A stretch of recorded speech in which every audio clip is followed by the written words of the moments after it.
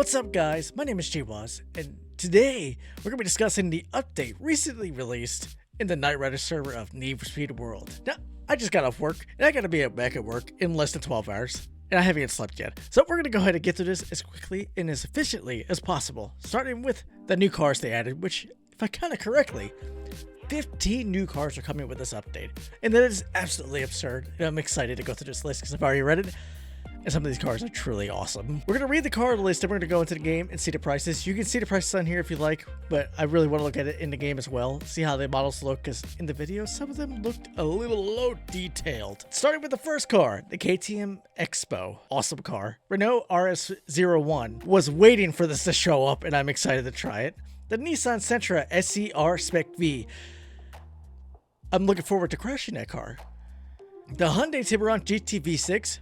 Very unique car, very underrated in my opinion, although they definitely should have made that rear-wheel drive, not front wheel. The Mitsubishi Lancer Evo 6. I already know some people that are very excited about that. Christoph. The Peugeot 106 GTI Phase 2. Never even heard of this, so this should be interesting. The Mitsubishi 3000 GT VR4, legendary car. All-wheel drive is already the most exciting thing about it. I love that car, so I'm excited for that one as well. And my first ever frame car that I absolutely love to death, the Ariel Atom 500 V8. So freaking hyped to try that thing, dude. It's called the 500 V8 for a reason. The Bach Mono, insane traction on that car. The Cadillac Escalade from 04. Moving on. The Honda Civic Si from 2001. Vauxhall Corsa 1.8 SRI X01. Making it sound like a freaking race car. It's probably a rally car for all we know. Toyota Celica GTS T230. If I recall correctly, that was the model where they messed up and decided to make it front-wheel drive. The Rovax Edge LW and the Rovax Edge DF. Up until I saw the video, I had never heard of these cars or ever seen them. And those are the cars they added. Let's go into the game and take a look at them up close and personal. This is a car from the last video I made. If you like the Sentra GTR, I definitely recommend you check it out. That's a very fun car in the server. Ah, yes, the KTM Expo. Super tiny car made by a motorcycle company. It starts out at the very top B class. Insane acceleration and handling. A little low on the top speed numbers. Go figure. It's not built for that. It'll cost $625,000 in-game cash. Next, the car I've been so excited to see in here. The RS01 or 01. Look at that masterpiece. Bellissimo. It is such a beautiful car. It's near the top of A class. It's got insane acceleration and handling. Not the greatest on top speed. And it's, once again, no surprise. It's designed for handling. Just look at that big wang and that ass. It's just, oh, bellissimo. The Nissan Sentra SCR Spec V. Moving on a serious note, though, it's not very detailed, but I'm glad they didn't make it detailed because I hate this car. If you can make a variant dedicated to JWaz Gaming and have it where each part you add decreases the performance, I'd be incredibly happy. On a serious note, it's probably going to be a good car based on the numbers that I've seen here. It's very well balanced, and I'm going to hate that I might like this car. The first Hyundai in this game, the Hyundai Tiburon GT V6. Model's a little low on detail, actually. I'm guessing this came from a much older Need for Speed game, so all reality, no surprise. Also very balanced. The fact that the highest number is top speed, and it's not crazy expensive at $295,000. I have not been mentioning the prices. I will be sure to continue from here with that. Lord have mercy. So far, the most beautiful out of the pack. It is incredibly well detailed, and my goodness gracious, isn't it gorgeous? Alright, easily one of my favorite generation Evos. I don't even care that the handling is not the best on here. It is so beautiful. I'm going to enjoy driving this just because of how good it looks. And I'm not just saying that because Christoph likes this car. I genuinely do like the way this car looks. It is so good looking. It's easily one of my favorite generations. The Peugeot 106. If I'm being honest, if I didn't see this in the store, I would have just assumed this was a civilian car roaming the city. $200,000. I forgot to mention the Mitsubishi's price. I was so distracted by his beauty. This is $335,000. I just so out of order. I haven't done an update in a video in a while. Cut me some slack. A 3000 GT. Absolutely love this car. I think it's a masterpiece. There's so many things they did right. If I recall correctly, this was the first time a civilian car had active aero, is what this car. It has some incredible features. Example, see that front splinter at the very bottom there? You probably can't see it all that well in this video. Probably doesn't come off all that well. That actually lowers, if I recall correctly, when you get to a certain speed. And that's so cool. That's something you would never expect from this era of Mitsubishi. They were just ahead of their time. It's a shame to see the direction they have gone. they don't really care about our cars. The Ariel Atom 500 V8. One of my favorite cars of all time. It's an absolute track monster, and it is so deadly, but I love them so much. 500 horsepower V8 in a chassis that basically weighs nothing. $550,000 for this thing. That's actually a reasonable price if you think about it. I mean, they should have made it $500,000 to equal the 500 V8. You know what I'm saying? Might be losing my mind a little bit. I am tired. The Bach Mono.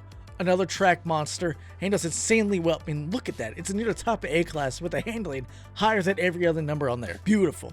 So $570,000. Well worth the price. I don't even have to drive it. I know it's going to do well. I've been dreading looking at this model just based on the way it looked in the videos. I hope I'm wrong. Hey. Okay, it actually looks better than the video. I feel better now. Don't judge too harshly. I don't do the modeling of these cars. I don't even have the experience or expertise to work with the software in this. So the only thing I could say is it doesn't look as good as the other cars in the game. This thing is probably going to be a Team Escape beast. I wouldn't expect it to do anything else just because of how massive these things are. I mean, it's not as massive as newer Escalades, but it's still fairly large for the time. $280,000 feels like a reasonable price. Moving on. Ah, yes. The sedan version or the coupe version of the Civic. To one of the lesser known brothers of the Civic. When they showed this in a video and I saw the front end, I'm like, what? Isn't this car already in here? Then they went to the back. I'm like, oh, yeah, that's right. Sedan. This is probably going to be a very popular car. I mean, it was insanely popular in the Fast and Furious franchise. No doubt it's going to become popular just because of that reason. At least for me. I don't know about you, but it's definitely going to be popular amongst me. I'm going to make it black. I'm going to throw on some green neon. I'm going to slam the hell out of it, and then I'm going to chase down semis I can't budge. $270,000. The handling is the worst number, which is the least I would have expected. It should be fun testing it. Okay, I really don't have much time, so we're going to just get into this. We got the Vauxhall 1.8 SRI X01. Stats are alright. Handling is the second highest. It's better on top speed, which is not what I was expecting. 232 overall, costing $210,000 in game cash. The Celica, arguably one of the ugliest Celicas ever made. Not everybody's going to agree with that, obviously. I prefer the previous generation and the generation before that. This one had only front-wheel drive. I don't know if they ever made an all-wheel drive model because I was disappointed by the fact that it was only front-wheel drive. It's got the highest number. It's in top speed. It's at 296 overall. It costs $280,000 in-game cash. And then Rovac. Oh my god, dude. It doesn't even fit on the track, dude. This should just fall. Bro, it's floating. It's floating. Oh my god. If there's customization for this stuff, I'm gonna lose my mind. Okay, in order to get this one, you have to drive 250 kilometers using the Rovax Edge LW in races. So that's this one. You gotta drive 250 kilometers in races using this thing in order to get this, the probably slightly safer version of it. Much higher specs. This is top of A-class. What the hell? Dude, that's gonna be absolutely terrifying to drive. I wonder. I think it's probably gonna be the very first car I actually mess with this update because this is so stupid. I love it. I absolutely love it. I'm excited. The highest number is handling. It's got 299 overall, which is already insane. It beats out some of the other cars on this list, which is ridiculous. I mean, I can't even imagine. I mean, look at the engine. I don't know anything about this stuff, dude. This is insane.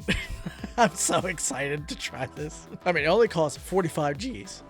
That is such an insanely cheap price. There's no way in hell nobody in this game can get this. This is so cheap. It's definitely gonna be the first car to check out in this update. Okay, that is all the cars in this update. Now let's take a look at Retunes.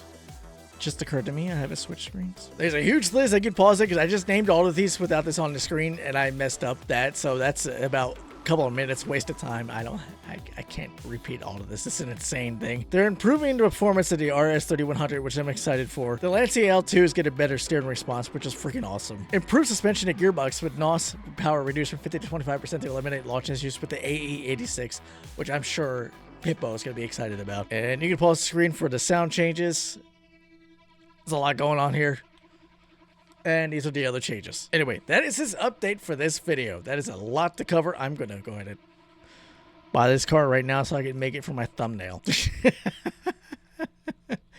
You know what? I'm excited. I'm excited to try this out. It will beat the traffic car. Well, that's it for this video, guys. That is the update. I hope you guys enjoyed it. I hope you learned something if you didn't see the update from the video or from the whatever. I feel like I didn't do very well. If I'm being honest, I got so sidetracked so quickly, I won't stop talking. In any case, I'll see you guys in the next video. Deuces.